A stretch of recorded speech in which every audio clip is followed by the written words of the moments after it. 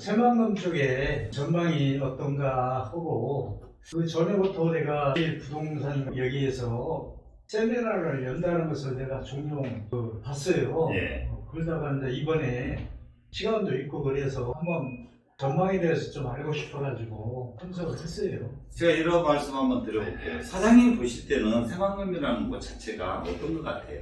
그냥 개인적으로 봤을 때. 전망은 비전이 있다고 보죠. 네.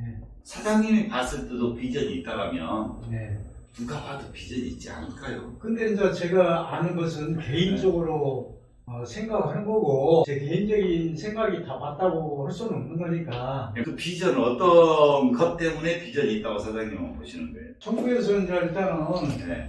많이 지원을 하고 있잖아요, 현재는.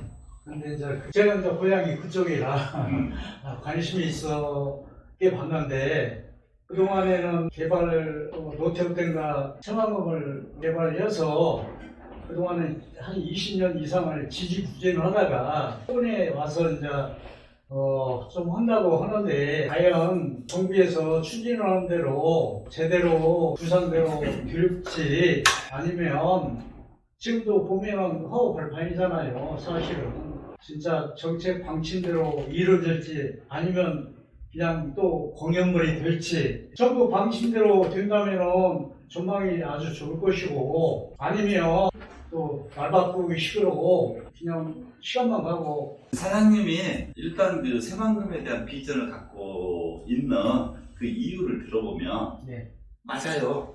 사장님 개인적으로 비전이 있다라고 했는데 네. 또 제가 이제 더 사장님보다 더 내용을 깊이 파악을 할 거 아니에요. 깊이 파악을 해본 사람 입장에서 사장님 생각을 들어보니 사장님 생각대로 100% 밀고 나가도 전혀 무리가 없어요. 비전은 무조건 보장이 돼 있어요. 근데 그 이유에는 내가 설명을 해드릴게요. 지금 대한민국에서요, 대한민국 건국 이래로 그렇게 큰 대규모 넓은 면적으로 개발하는 데가 대한민국은 처음이에요. 그런데 이제 사장님이 조금 오해를 하고 계신 부분 하나만 짚어드린다면은, 새만금 개발은요, 노태우 때부터 진행을 했잖아요. 몇십 년 걸렸죠. 거기에 대한 실망감이 좀 많아. 그리고 또 거기에 대한 신뢰성이 좀 적고. 그런데 그게 조금 사장님이 내용 자체를 미흡하게 알고 계신 부분이 계세요. 새만금이라는 자체가 개발되고 이제 방조제가 만들어지면서 개발되는 원래 목적 자체는요, 새만금 자체가 뭐 도시개발이라든가 무슨 관광개발이라든가 이런 자체는 아예 없었어요. 이걸 하려고 방조제를 막아서 개발한 건 아니에요.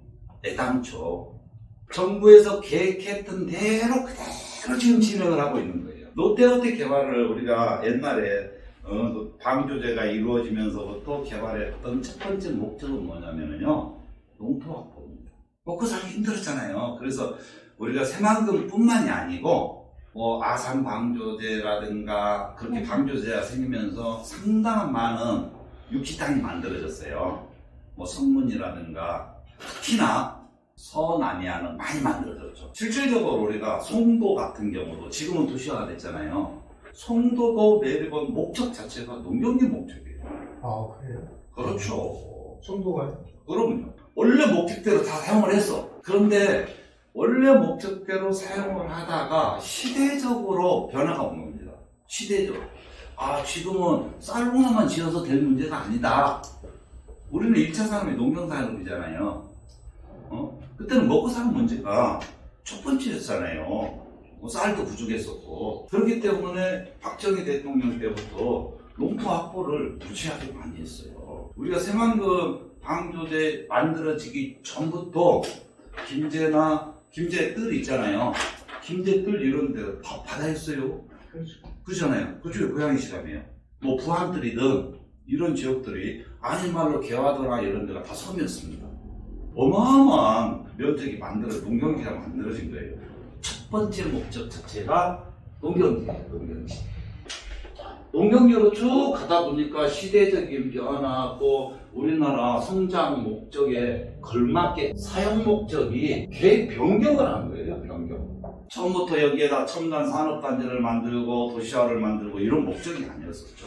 분당 신도시만 하더라도요, 분당 신도시라는 자체가 처음부터 신도시 계획이 있던 것이 아니에요. 농경지였어요. 70%가 농경지에 있었죠. 그러니까 농경지로 있어. 자, 지금 우리가 경기도 같은 경우에는 이렇게 이해를 하시면 돼요. 다수의 부지가 그린벨트로 묶여 있어요. 그린벨트로 묶인 목적이 어디에 있냐? 임야는 임야대로 환경을 보존도 하고 우리가 살아가는데 필요하다 이것이. 농지는 농지의 역할을 하게끔 그 역할에서 다른 역할로 쓰이지 않도록 하기 위해서 농경지를 농경지대로 묶어놓은 거예요. 그러다가 인구도 많아지고 또 먹고 살만해지고 시대적으로 산업도 변천이 오고 이러다 보니까 시대에 맞게 변화가 오다 보니까 자, 서울에서 집다운 집도 없는데 전 국민이 서울로 막 집결을 해. 서울로. 그러다 보니까 서울에 집이 부족한 거예요. 집이 부족하니까 집값이 막 올라가. 그러니까 서민들이 지방에서 막 올라온 사람들은 먹고 살 길이 너무 없어. 그러다 보니까 거여동이든 중계상계동이든 이 신림동이든 봉천동이든 산빛 아래 한자집을 지고 살았단 말이에요. 원래 그런 지역들이 도시가 아니었어. 그러면서 봉천동이나 이런데 농토로서의 활용 가치가 좀 적은 지역들, 그런 지역들에 집을 한자집을 막 짓고 살았단 말이에요. 그렇게 막 확산되니까 강남 개발이 이루어진 거죠, 사실. 그래서 이런 서울의 강남이란 신도시가 탄생이 된 거죠. 그러니까 분당의 1기 신도시도 마찬가지. 지금 3기 신도시를 만드는 목적이 어디에 있어요? 집이 부족하다고, 집값이 비싸다 보니까 공급을 많이 해서 집값 안정을 시키기 위해서 공급을 많이 하는 거거든요. 그 공급 대상지가 어디예요? 공급 대상지가 대부분이 한 70%는 농경지예요. 농경지. 왜 농경지를 그렇게 훼손을 하냐? 지금은 그만한 농경지를 꼭 필요치는 않다는 거죠. 첫 번째가.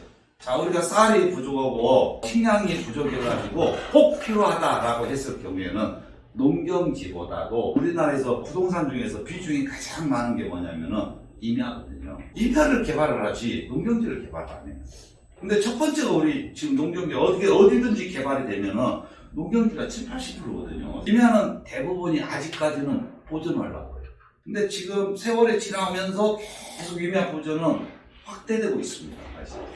예전에는 우리가 경사도 50도 되는데도 개발 승인을 허가를 내줬어요. 근데 지금은 뭐 30도, 25도, 20도, 지금은 15도야.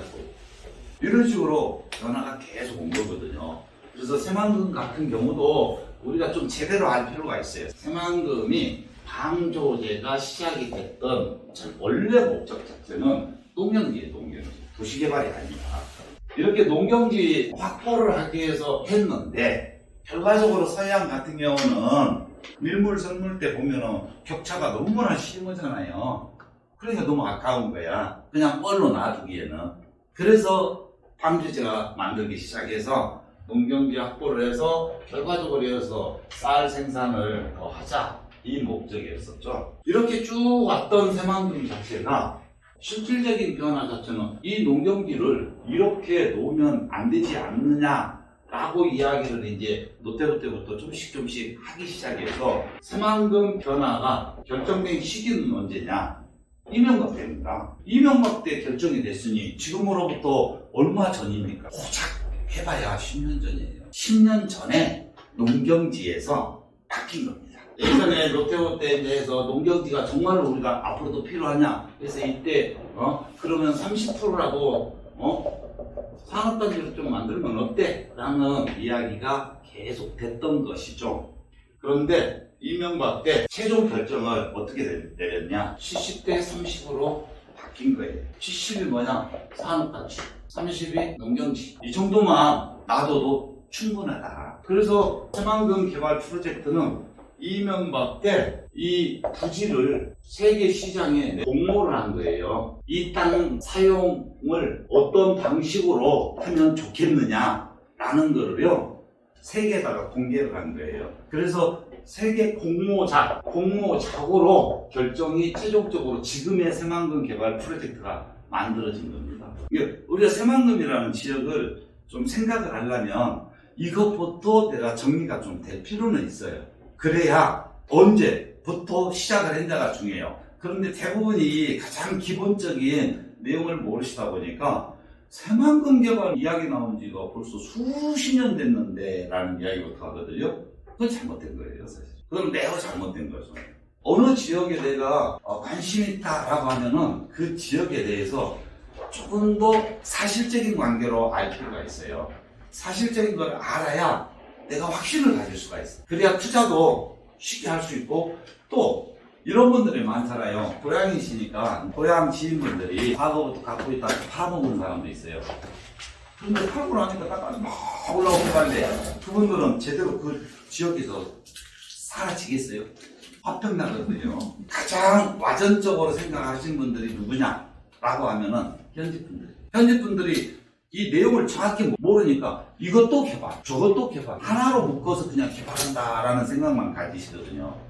근데 개발의 목적이 중요해요. 어떤 개발의 목적이었냐, 이게 제일 중요한 거죠. 여기에 따라서 자연스러운 어떤 변화가 오는 경우가 있고요, 급작스러운 변화가 오는 경우가 있어요. 투자를 할 때는 가장 중요한 게 수익률을 계산을 많이 하거든요. 수익률을 계산을 많이 하기 때문에 투자는요, 갑작스러운 변화가 왔을 때 폭등을 하게 돼 있어요. 단기간에. 또한 개발 계획이 있다고 해도 제가 여기서 강조를 많이 해드렸던 게 어떤 부분들이냐면은, 개발 계획이 있는데 그 지역에 투자한다 해서 모두가 돈 벌고 그러지는 않는다는 걸 내가 강조를 해드리거든요.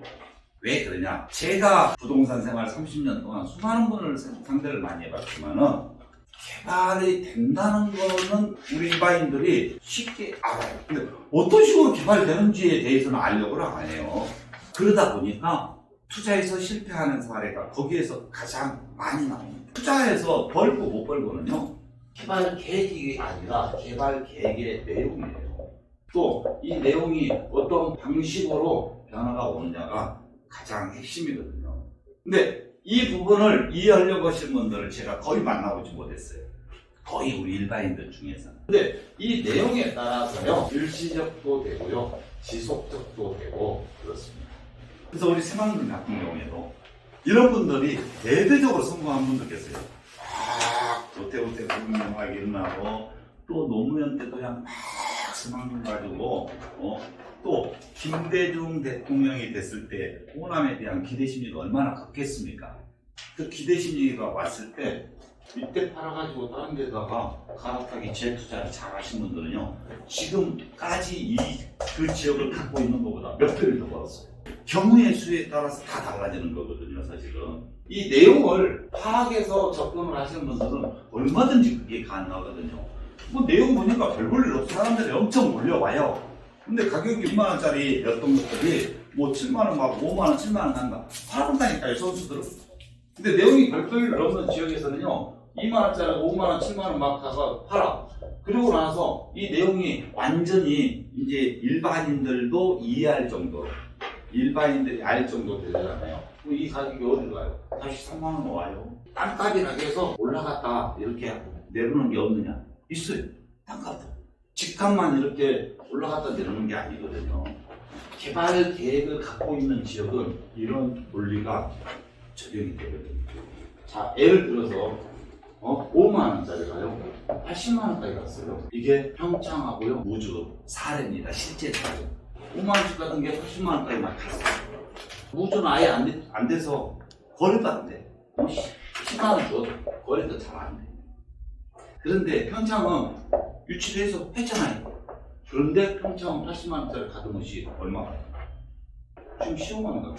그럼 60에서 80 산 사람들은 벌써 평창 올림픽이 끝난 지가 몇 년인데, 몇 년 동안 평창 올림픽 때문에 샀는데 끝나고도 오히려 마이너스가 됐으니, 몇 년 동안 갖고 있었는데 올라가도 시원찮은데 마이너스가 몇 배로 됐으니 얼마나 통보하겠어요. 이런 일 많아요.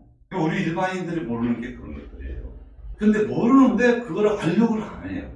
제가 이렇게 상담하고 이야기를 하다 보면은 가장 큰 문제가 그걸 알려고 하지 않는다는 점이죠, 사실은. 알려고 하지 않는데 그분을 제가 붙들고 나한테 돈이 생겨요, 뭐가 생겨요? 붙들고 막 설명해요.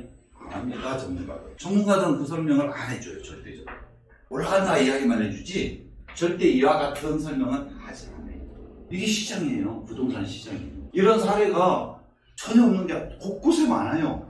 그래서 새만금은 이명박 때 최종 결정이 나와서요, 새만금 개발 자체를 본격적으로 진행하자. 정부와 정치권과 모든 부분에서 합의가 이루어졌어요. 합의가. 이때 합의가 이루어져가지고 새만금 개발을 위한 새만금 개발청이 만들어진 겁니다. 이게 만들어지면서부터 이제 본격적으로 진행을 하는 거예요. 그런데 새만금 개발청을 만들어 놓고도 진행 속도가 좀 더디다라고 해서 추가로 만든 게 새만금 개발공사예요. 이 새만금 개발청과 새만금 개발공사가 협의를 하면서 속도 자체는 급물살을 탄 거예요. 그러다 보니까 실질적으로 몇 년 되지도 않았는데 벌써 성과가 나온 게 동서도로는 완공돼 버렸어요. 개통됐어요. 남 단통도로 공사 중이에요. 새만금 항만이요. 여기에 항만이 만들어지면 항만 앞에 뭐가 생겨요? 음악이 공사가 생기죠. 이거 공사 끝났어요. 지금 사장님은 새만금에 대해서 큰 틀에서는 알고 계시고 큰 틀을 보고 비전이 있다라고만 생각한 거지. 아, 그런 건다고 지나갈 사람은 그 정도만 알아도 돼요. 근데 관심이 있든 아니면 투자를 고려한다라면은 이거는 기본상으로 아셔야 돼요. 뭐가 진행이 되고 있는지를 알아야 되는데 진행되고 있는 내용은 전혀 모르고.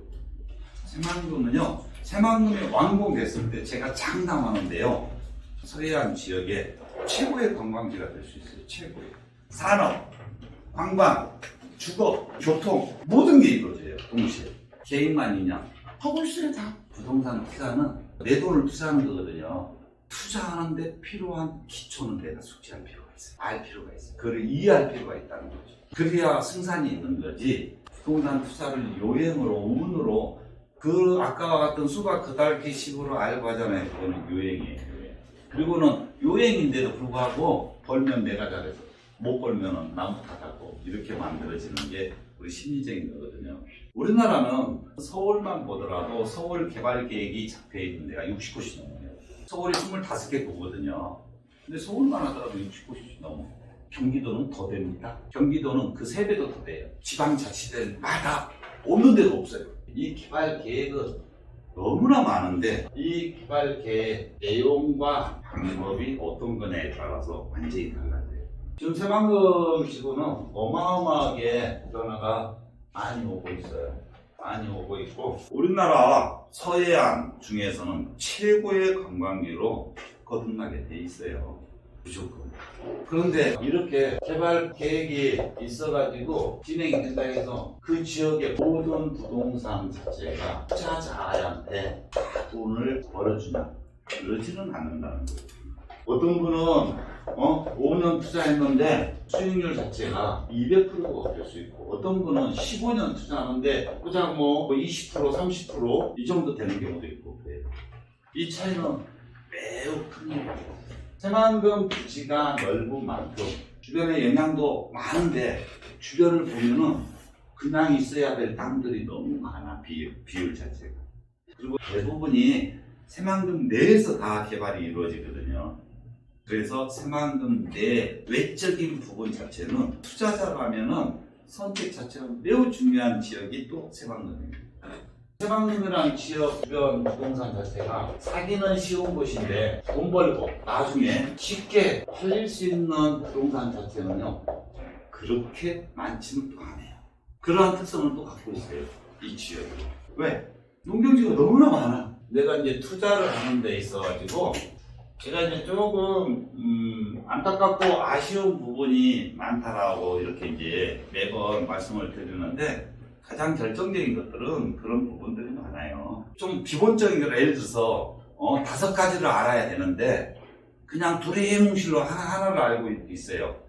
이분을 내가 못 이겨먹어요. 본인이 보는 주장 자체, 나를 신뢰하지 않는 한은 나하고 오랜 이런 거래라 신뢰하지 않는 한은 안 되는 거예요. 그게 참 어려워요, 사람이. 10대들은 검정콩을 놓고 하얀색이야 몇 번 오면 하얀색이라고 할 수도 있어. 또 하얀색으로 믿어보는 사람도 없어. 근데 세상 경험을 많이 하면 할수록 자기 것이 강하잖아요.